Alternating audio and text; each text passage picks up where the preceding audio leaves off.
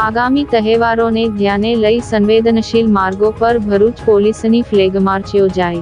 એ અને બી ડિવિઝનના પીઆઈ સહિતના પોલીસ અધિકારીઓ અને પોલીસ કર્મીઓ ફ્લેગ માર્ચમાં જોડાયા। આગામી અષાઢી બીજના દિવસે ભગવાન જગન્નાથજીની રથયાત્રા યોજાશે, સાથે મોહરમ પર્વની શાંતિપૂર્ણ માહોલમાં ઉજવણી થાય તેને ધ્યાને લઈ ભરૂચ પોલીસ દ્વારા સંવેદનશીલ માર્ગો પર ફ્લેગ માર્ચનું આયોજન કરવામાં આવ્યું હતું। ભરૂચના ફુરજા વિસ્તારમાં આવેલ પૌરાણિક જગન્નાથ મંદિરેથી 250 વર્ષથી રથયાત્રાનું આયોજન ભરૂચ ભોઈ સમાજ દ્વારા કરવામાં આવે છે। તે જ રીતે આ કતોપોર દરવાજા વિસ્તારમાં મહોરમનું પણ વર્ષોની પરંપરા મુજબ જુલુસ નીકળે છે।